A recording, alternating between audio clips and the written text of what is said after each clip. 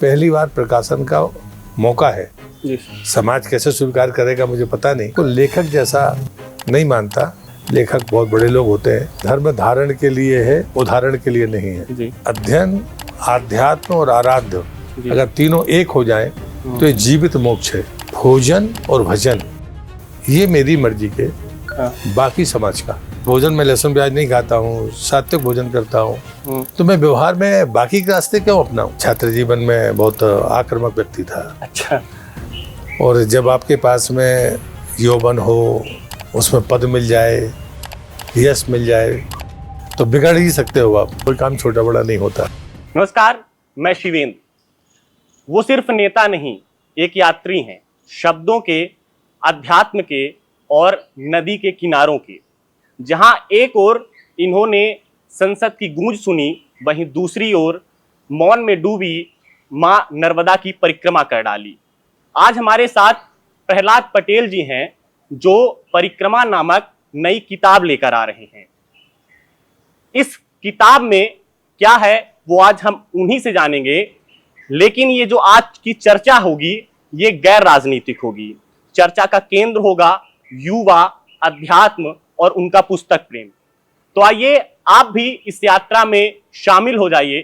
Sir, आपका बहुत बहुत स्वागत है हमारे चैनल पर। बहुत धन्यवाद सर। पहले तो आपको बहुत बहुत बधाई। आप एक नए अवतार में जनता के सामने आ रहे हैं। अब आप राजनेता के साथ लेखक भी हो गए हैं। कैसे शुरू हुआ सर ये लेखन का सफर आपका? मुझे लगता है कि ये तो 30 साल पहले लिखा था, जब मैं 35 साल का था, 65 साल का हो गया हूँ। जब मैं अपने आराध्य परम पूज्य श्री वावसी जी की परिक्रमा में साथी बना, तो जो चीज़ें वो मुझे जो बोलते थे मैं उनको लिख लिया करता था। और बीच में जो भाव हम मुझे आते थे तो कुछ मैं लिख डालता था जब खाली समय होता था, कुछ मुझसे मन में आता था। लेकिन उसके बाद चतुर्मास हुआ जबलपुर में 95, 96। तो उस बीच में खूब मनन करने का, पढ़ने का, संवाद करने का मौका मिला। और उसके बाद चीज़ें जो मन में आती थी उनको लिख डालते थे। और वो तभी मैंने तय भी कर लिया था कि कृपासार और परिक्रमा का सार, जो मेरे गुरुदेव ने कहा वो परिक्रमा का सार, अच्छा, और जो मैंने लिखा वो कृपासार। ये मैंने 30 साल पहले इसको बाकायदा डिवाइड करके रख दिया। सब कुछ तय हो गया। लेकिन मुझे लगा कि नर्मदा को बेचना नहीं चाहिए जी। तो 30 साल मैंने उस पुस्तक को छपने नहीं दिया जी सर। फिर दूसरी परिक्रमा हुई 20 साल पहले, जब मैंने सपत्नीक परिक्रमा की जी सर। तब भी मैंने उसकी अनुमति नहीं दी। हिंदी ग्रंथ अकादमी ने कहा, मैं केंद्र में मंत्री बन गया, कल्चर मिनिस्टर था, तो साहित्य अकादमी मेरे ही नीचे थी। लेकिन मैंने उस पुस्तक को छपने नहीं दिया। जब मैं 65 साल का होने वाला था तो मेरे मित्रों ने कहा कि भाई साहब उसको छप जाने दीजिए। तो मुझे लगा कि अब ठीक है। और जो अभी परिक्रमा वासियों को मैं देखता हूँ तो मुझे लगा कि नहीं, कुछ चीज़ें अब सामने आनी चाहिए। तो मैंने सहमति दे दी। तो मैंने पहली बार 28 जून को वो पुस्तक डमी के रूप में मैंने अपने हाथ में देखी। अच्छा। उसमें बहुत सारे सहयोगी हैं, मैं उनका आभार व्यक्त करता हूँ। लेकिन मैं सौभाग्यशाली अपने आप को मानता हूँ कि परम पूज्य सरसंघ चालक जी ने उस पुस्तक के विमोचन का फैसला किया। अच्छा। और मैं उनसे मिला नहीं। अभी 14 तारीख को, अभी 14 सितंबर को उसका विमोचन है। पुस्तक हमने भिजवाई और पुस्तक के साथ ही हमको ये अवसर मिल गया जिसकी मैं कभी कल्पना नहीं कर सकता, शायद कोई और भी नहीं कर सकता। लेकिन मैं सौभाग्यशाली था, माँ नर्मदा की कृपा थी कि वो पुस्तक के रूप में आ रही है। इससे मैं लेखक नहीं हो जाऊंगा। मुझे लगता है कि संवाद जब आप करते हैं तो चीज़ें आपके मन में उपजती हैं। कुछ लोग लेखन कर लेते हैं, कुछ लोग लेखन नहीं कर पाते। मैं उन लोगों में से हूँ जिनने छात्र जीवन से बहुत कुछ लिखा होगा, लेकिन कभी प्रकाशित नहीं होने दिया। पहली बार प्रकाशन का मौका है। समाज कैसे स्वीकार करेगा मुझे पता नहीं, लेकिन मैं अपने आप को लेखक जैसा नहीं मानता। लेखक बहुत बड़े लोग होते हैं। सर, मेरा दूसरा सवाल ये है सर कि धर्म और अध्यात्म दो अलग अलग चीज़ें हैं। तो जो आपकी ये किताब आ रही है सर, तो उसमें ज़्यादा प्रभाव किस चीज़ का है, धर्म का या अध्यात्म का? सर, इस बारे में थोड़ा हमें बताइए। मेरे गुरुदेव की एक वाणी है, धर्म धारण के लिए है, उदाहरण के लिए नहीं है जी। इसलिए जब आप उदाहरण के रूप में धर्म को स्वीकार नहीं करते हैं तो आपको आचरण बताना पड़ता है जी सर। तो यदि मेरा जीवन ठीक है, मेरा आचरण ठीक है और मैं तब धर्म की बात करूं तो फिर शोभा देता है, या लिखूं तो जैसा मैं लिखूं फिर वैसा मैं आचरण करूं। रहा सवाल आध्यात्म का, अध्यात्म बहुत बड़ी चीज है। आध्यात्म किसी परंपराओं से बंधने वाली चीज नहीं है। और इसलिए मेरे आराध्य परम पूज्य श्री वासी जी की वाणी में कह रहा हूँ कि उन्होंने मुझसे कहा और मैंने उसको लिखा जी सर। कि अध्ययन, आध्यात्म और आराध्य अगर तीनों एक हो जाएं तो ये जीवित मोक्ष है। अच्छा। तो मुझे लगता है कि संत दिशा निर्देश देते हैं और इसलिए आध्यात्म की परिभाषा मैं करूं, मैं ऐसे अपने ऐसे योग्य नहीं मानता। मैं साधारण परिक्रमावासी हूं। हाँ, मैंने पढ़ा है, लेकिन मैं आध्यात्म के बारे में यही कहूँगा कि भीतर से जो चीज हमको सदमार्ग पर ले जाने के लिए प्रेरित करे वो आध्यात्म है। सर, एक युवाओं के लिए सवाल है कि आज का जो युवा है सर, वो अध्यात्म से बहुत दूर चला गया है सर। वो ये कह रहा है कि आजकल के भाग दौड़ भरे जीवन में उसको समय नहीं मिल पा रहा है अध्यात्म के लिए। तो युवाओं के लिए क्या कहना चाहेंगे आप कि उनके जीवन में अध्यात्म कितना ज़रूरी है? और सर, जो मुझे लगता है कि अध्यात्म से जो युवा दूर जा रहा है, इस वजह से वो अवसाद में चला गया, डिप्रेशन में चला गया सर। तो युवाओं के लिए कुछ ऐसी बात बताइए। मुझे एक बड़ी विनम्र प्रार्थना करनी है नई जनरेशन से, जो यूथ है, युवा है। और मैं कहूँगा कि मैं 35 साल का था तो फिर उम्र तो युवा की ही उम्र है, और उसके पहले हम राजनीतिक जीवन में थे जी। तो स्वाभाविक है कि संघर्ष, बाकी सब चीज़ें होती है। मैं पहला सूत्र उनको कहूँगा कि विचार बड़ी ताकत होती है जी। आपकी जन सुविधाएं घटेंगी बढ़ेंगी, लेकिन विचार अगर आपका मजबूत है तो आप कभी निराश नहीं हो सकते, कभी अवसाद में नहीं जा सकते। कोई कितना ही कष्ट पैदा करे लेकिन आप अवसाद में नहीं जाएंगे, नंबर एक। दूसरी बात है कि परिश्रम से जी मत चुराइए। अगर आप परिश्रम नहीं करेंगे तब अवसाद में जाएंगे। अच्छा। परिश्रम में जाने वाला कोई व्यक्ति आपको अवसाद में नहीं मिला होगा। वो मजदूरी करके एक टाइम खा रहा होगा, अपने परिवार को एक टाइम खिला रहा होगा, लेकिन आपने किसी मजदूर को अवसाद में जाते हुए नहीं देखा होगा। हाँ, इसलिए कृपया करके मैं उनसे दो बातें कहूंगा। एक तो विचार को भी नहीं देखा है सर, इसलिए हाँ। मतलब इसलिए मुझे लगता है कि ये दो चीजें मैं कह रहा हूँ। एक तो विचार की तरफ जाइए। आप जो कैरियर की बातें चलती हैं, कल्पना की, अब ये कल्पना ही है। कल्पना में आप कितने दिन तक विचरण करेंगे? कभी ना कभी तो आप वो कल्पना धराशायी होनी है। जिसकी साकार हो जाएगी वो ऊंचाई पे चला जाएगा, जिसकी नहीं होगी वो धड़ाम से नीचे गिरेगा। तो यथार्थवादी बनने का तरीका यही है कि हम चीज़ों को विचार के रूप में देखें, समग्रता के रूप में देखें। व्यक्ति के नाते मैं सोचूंगा मेरा हित, तो जिस दिन मेरा अहित होगा उस दिन मुझे तकलीफ होनी है। लेकिन मैं समाज को ध्यान में रखकर देखूंगा तो हर समय ध्यान में आएगा कि मुझसे भी कोई गरीब आदमी है, उसके घर में चले जाओ। अगर ज़्यादा निराशा हो रही है तो आपसे जो गरीब है उसके दरवाजे पर जाना, उसको देखने की यार ये तो हमसे भी खराब स्थिति में है और उसके बाद भी ये खुश है, तो मुझे लगता है आपका उत्साह बढ़ेगा। ये बहुत आसान बात है, ये कठिन बात नहीं है। सर, मेरा एक सवाल ये रहेगा सर कि जब मैं आपको पढ़ रहा था, आपके बारे में जान रहा था, तो सर मैंने जाना कि आप बहुत आध्यात्मिक हैं। आप बचपन से सर, आपके घर वाले भी सर, आपके दादाजी भी पूजा पाठ में लगे रहे। तो सर जब आप राजनेता बने तो सर क्या समय मिल पाता है अध्यात्म के लिए सर? क्योंकि हम लोग देखते हैं कि अगर राजनेता लोगों की सुबह अगर भोपाल में होती है तो शाम उनकी दिल्ली में होती है या कहीं भी होती है सर, बहुत व्यस्त भरा जीवन रहता है। तो इस व्यस्त भरे जीवन में समय कैसे निकाल पाते हैं अध्यात्म के लिए? ये बचपन के संस्कार जो परिवार से आपको मिलते हैं जी, गुरु हों, अभिभावक हों, वो संस्कार कभी छूट नहीं सकते। आपके साथ कोई पहली में पढ़ा, प्रारंभ में पढ़ा हो, आप कहीं भी पहुंच जाना, आप उसको भूल सकते हो क्या? बिल्कुल नहीं। लगता है आप अहंकार के कारण उसको नजरअंदाज करने को बात अलग है, अन्यथा आप उसको भूल नहीं सकते कभी। नहीं भूल सकते। तो ये बचपन की जो चीजें होती है तो आप भूलते नहीं है। हाँ। दूसरा, जब आप इनकी बातें करते हैं तो मेरे गुरुदेव ने भी कहा और मैं भी पूरे विश्वास के साथ कहता हूँ कि भोजन और भजन जी, ये मेरी मर्जी के, हाँ, बाकी समाज का। हाँ। तो इसमें कोई दिक्कत नहीं है। अगर भोजन में लहसुन प्याज नहीं खाता हूँ, सात्विक भोजन करता हूँ, तो मैं व्यवहार में बाकी के रास्ते क्यों अपनाऊं? मुझे 2 रोटी खानी है, मैं नमक के साथ खा लूंगा। लेकिन मेरा व्रत है तो मुझे आपत्ति नहीं होगी। कोई मुझे सब्जी नहीं खिला पा रहा है तो मुझे नाराजगी क्यों होनी चाहिए? नियम मेरा है, मुझे स्वांता सुखाय के लिए ठीक रखना चाहिए। इस अहंकार को लेकर मैं चलो कि मैंने नियम लिया और पूर्ति करने का काम मेरे मित्र, समाज या अन्य लोगों का है, ये अहंकार नहीं होना। अन्यथा भजन और भोजन दोनों में आज़ादी है। मैं कितनी ही व्यस्तता में रहूं, मैं अपना नींद कम कर दूंगा लेकिन मैं अपना पूजन करता हूँ, तब तक तो मैं टेलीफोन नहीं उठाता। अच्छा। और लेकिन टेलीफोन नहीं उठाना है, इसका ये मतलब नहीं कि आप 10 बजे तक टेलीफोन नहीं उठाओगे। सार्वजनिक जीवन में ऐसे नहीं हो सकता। और मैं 100% कॉल उठाता भी हूँ, कॉल बैक करता हूँ। अच्छा। तो मुझे नहीं लगता कि कभी हमारा भजन और हमारा भोजन कभी आपकी दिनचर्या में या आपके काम में कभी अवरोध होता है। जो लोग ये कहते हैं उनका समय का जो मैनेजमेंट है या समय के आकलन का उनका तरीका शायद गलत है, इसलिए ऐसा होता है। सर, आपने मां नर्मदा की 2 बार परिक्रमा की है, वो पैदल सर, सैकड़ों किलोमीटर की वो जो यात्रा थी आपने पैदल पूरी की। 1994 में की थी सर, फिर 2004 में की। तो सर इस दरमियान सर जब ने 5 में, सॉरी सर, तो 5 में आपने की। तो सर उस मां नर्मदा की परिक्रमा के बाद आपके जीवन में क्या प्रभाव पड़ा, कितना बदला आपका जीवन? ये मूल्यांकन समाज करता है, लेकिन मैंने अपने गुरुदेव की वाणी में आपको कहता हूँ कि परिक्रमा क्या देगी? पूर्णता, परिपूर्णता और संपूर्णता।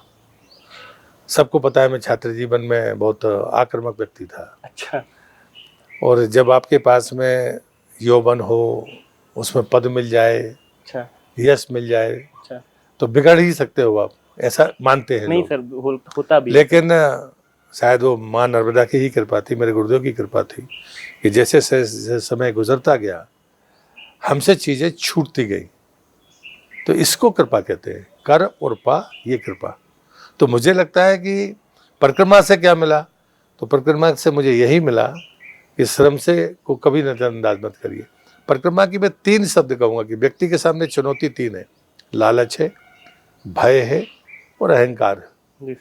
परिक्रमा लालच खत्म कर देती है, क्योंकि आपको दिन में एक बार भिक्षा लेके खाना है, जो मिले वही खाना है। जमीन पर सोना है, वहीं से लकड़ी बटोर के उससे भोजन प्रसादी बनाना है। तो लालच खत्म हो गया। आप जंगल में हैं, सांप आएगा, शेर आएगा, कौन आएगा, कोई भय नहीं। और जब आप भिक्षा लेने के लिए जाते हो तो अहंकार खत्म हो जाता है। 3 चीजें खत्म होने के बाद पर आपके पास में बिगड़ने के रास्ते बचते नहीं है। ये परिक्रमा ने दिया। अच्छा सर, सर ये बताइए कि नर्मदा को स्वच्छ करने के लिए सर आपकी तरफ से क्या किया जा रहा है? आप व्यक्तिगत तौर पर, मैं आपसे जानना चाह रहा हूँ कि आप क्या कर रहे हैं, क्योंकि आप उनके अनन्य भक्त। हम लोग निर्विकार पथ के पथिक हैं। तो मेरे गुरुदेव ने मुझसे कहा था कि नर्मदा को क्या मानते हो? मैंने कहा माँ मानता हूँ। अच्छा। तो बोले माँ मानते हो तो उसमें गंदगी क्यों डालते हो? बोले जिस माँ ने तुमको जन्म दिया, 1 साल तक 2 साल तक तुम्हारी टट्टी पेशाब भी साफ की, आज तुम्हारी दाढ़ी मूछे हो गई हैं, यानी समझदार हो गए हो। जी सर। तो वो उनकी भाषा थी। हाँ। तो बोले आज तुम अपने जीवन देने वाली माँ की गोद में अगर करोगे, माँ स्वीकार करेगी? अच्छा। समाज स्वीकार करेगा? हाँ। तुम स्वीकार करोगे? हाँ। नहीं करेंगे। तो जिसको तुम माँ कहते हो उसमें गंदगी कैसे डाल सकते हो? अच्छा। तो हम लोग नर्मदा जी में स्नान नहीं करते, कपड़े नहीं धोते, ना स्नान करके जाके किनारे पे प्रणाम करते हैं और जल का आचमन करते हैं। ये पहली सीख मेरे गुरुदेव ने दी। तो नर्मदा स्वच्छता के लिए जरूरी है कि अगर आप माँ मानते हो तो उसमें कचरा क्यों डालना, उसको नाला बनाने की गलती क्यों कर रहे हो?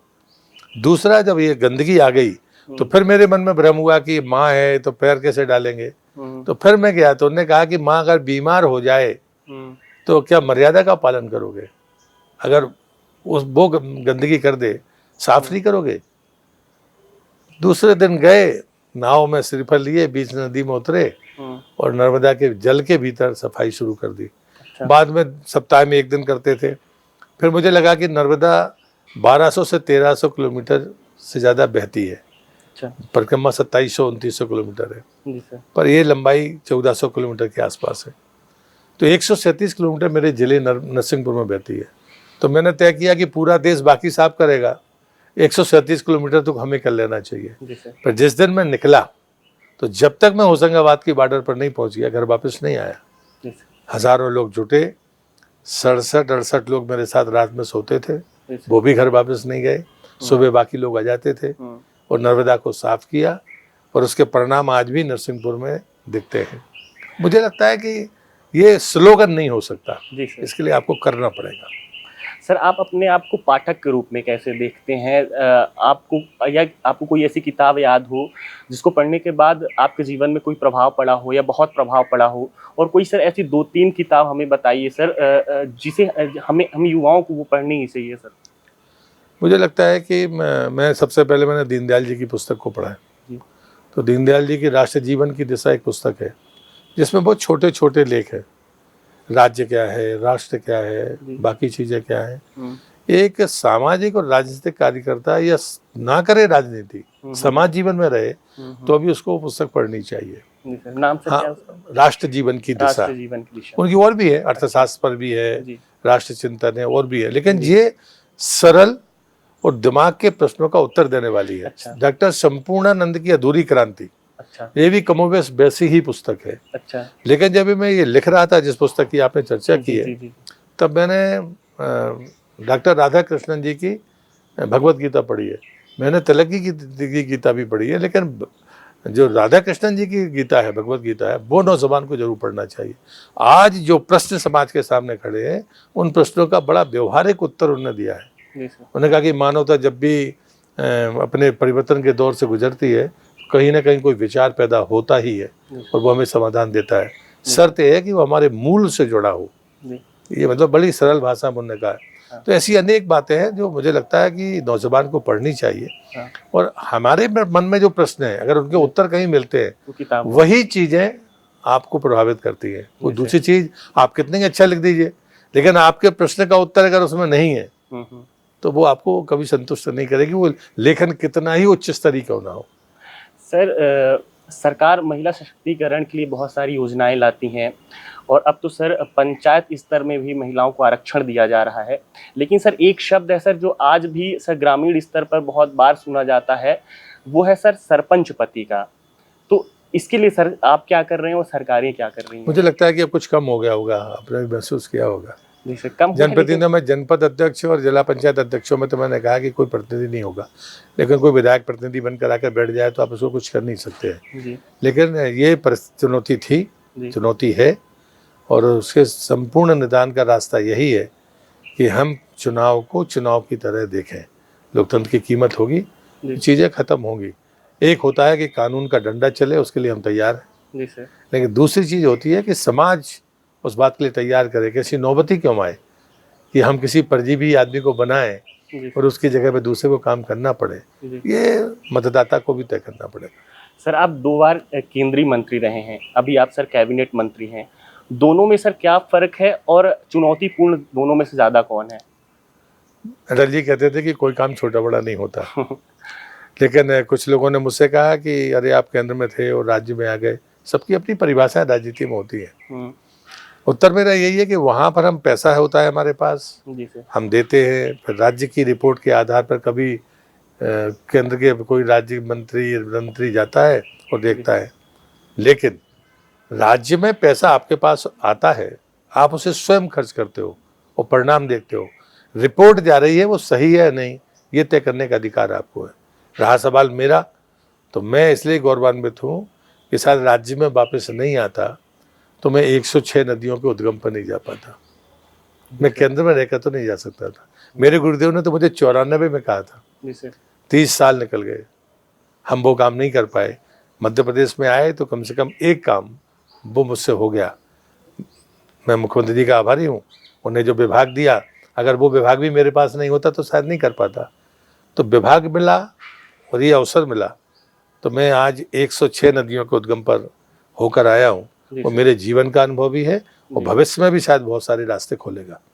सर आपने अटल बिहारी जी की बात की, सर हम उनको सुनते रहते हैं, उनके जो भाषण है वो अभी भी हमें सब प्रभावित करते हैं। सर उनसे जुड़ी कुछ अपनी यादें बताइए सर, जो आज अटल जी बहुत विराट पुरुष थे। शताब्दी के कोई व्यक्ति शताब्दी में पैदा होता है, ऐसे महापुरुष थे। जी सर। उनके किसी भी हिस्से को देखें तो हमें प्रेरणा मिलती है। वेशभूषा, भाषा, भाषण शैली, जीवन पद्धति, देखने के तरीके, बोलने के तरीके, मतलब आप, और दूसरा आज जो प्रबंधन की राजनीति है, उस प्रबंधन की राजनीति की तुलना में तो अटल जी मतलब इतने विराट स्वरूप हो जाते हैं कि जहाँ पर शरीर, शब्द और संदेश एक साथ हो जाए, उस व्यक्तित्व का नाम अटल बिहारी वाजपेयी है। और वो जो सिखाते थे, उनके सिखाने का अपना तरीका था। और मेरे जैसे लोग गर्व से बोलते हैं, कोई हमसे पूछता है कि आपके नेता कौन, तो मैं गर्व के साथ कहता हूँ कि मेरे नेता अटल बिहारी वाजपेयी है। जी सर, तो ये थे प्रहलाद पटेल जी, जिन्होंने हमारे सारे सवालों का बहुत ही शालीनता के साथ जवाब दिया। इन्होंने बताया कि युवा जो आज अध्यात्म से दूर जा रहा है, वो अपने विचारों को पर तटस्थ रहे और अध्यात्म में थोड़ा-सा मन लगाए, समय दे। इन्होंने ये भी बताया कि माँ नर्मदा को साफ करने के लिए ये सामूहिक कर्तव्य है। हम सब लोग मिलकर माँ नर्मदा को साफ करने में सरकार का साथ दें और सर जैसे जो बड़े राजनेता लोग हैं, वो उनके मुहिम में उनके साथ जुड़ें। धन्यवाद।